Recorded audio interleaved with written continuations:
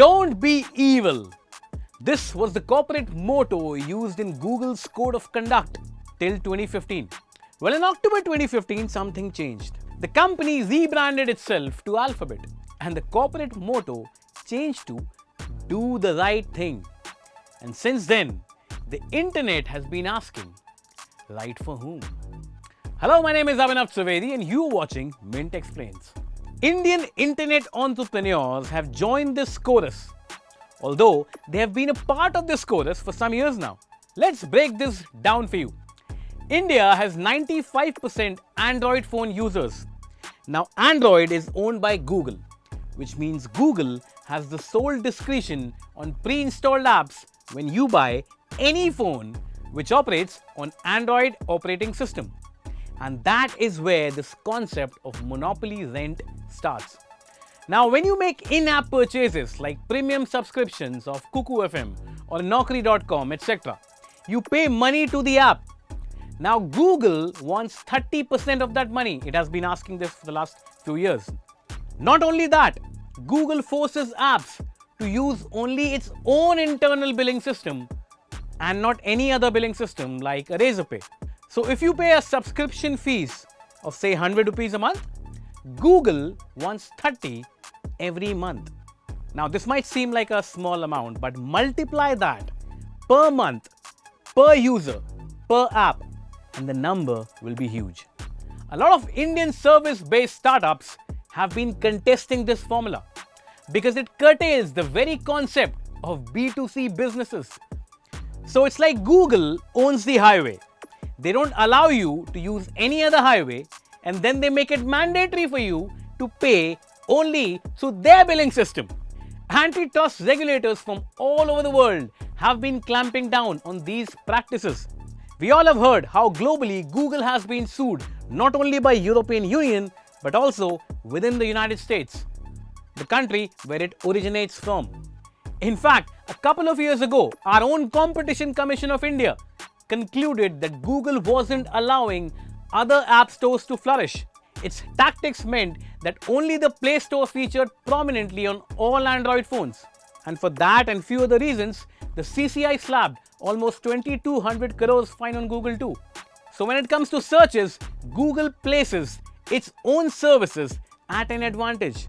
On March 1st, companies like Shadi.com, Truly Madly, Naukri.com, Cuckoo FM, and almost 100 apps were delisted from the Google Play Store because the companies could not pay what Google calls the service fee. Ashwini Vaishnaw, the Minister of Information Technology, had to intervene.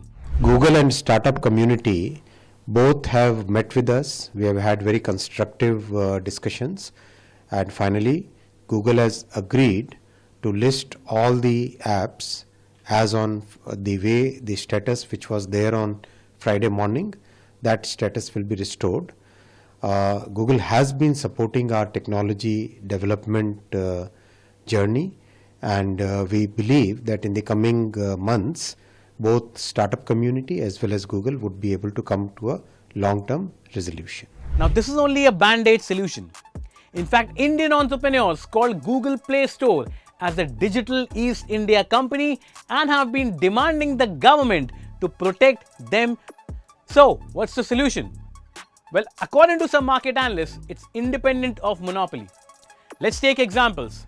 There are a plethora of successful third-party Android app stores in Asian markets right now which tend to mirror India more than Western countries do. Take China for example. The Huawei App Store remains the largest app store in the Chinese market with 421 million monthly active users in 2023. South Korea, for instance, is dominated by mobile carrier branded app stores including T-Store. In Japan too, telecom service providers operate app stores and nudge users to download apps via their platforms. Docomo is a leading Android-based app store that comes pre-installed on every NTT Docomo device in Japan.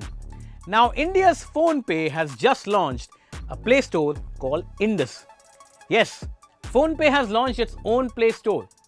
The Play Store was inaugurated by the Minister Ashwini Vaishnaw himself, and a lot of Indian internet entrepreneurs had attended the launch event.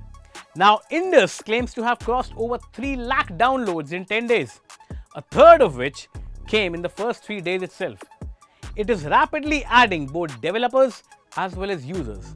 In fact, 8 of the top 10 apps in the trending section of Indus App Store currently were delisted by Google Play Store last week. Now, here are some features. The platform has waived off app listing fees until April 2025, after which the platform will start charging a nominal fee. Developers can choose any third-party payment gateway for in-app billings instead of mandatory Google's internal billing system. The app offers support for 12 regional Indian languages as well as video-based app discovery for consumers. That's the first. There are already 2 lakh apps across 45 categories live on the platform, which also includes a lot of gaming apps. Indus is also firming up its partnerships with smartphone makers to have the app pre-installed in devices such that it becomes the default choice for users. So, will this change the game?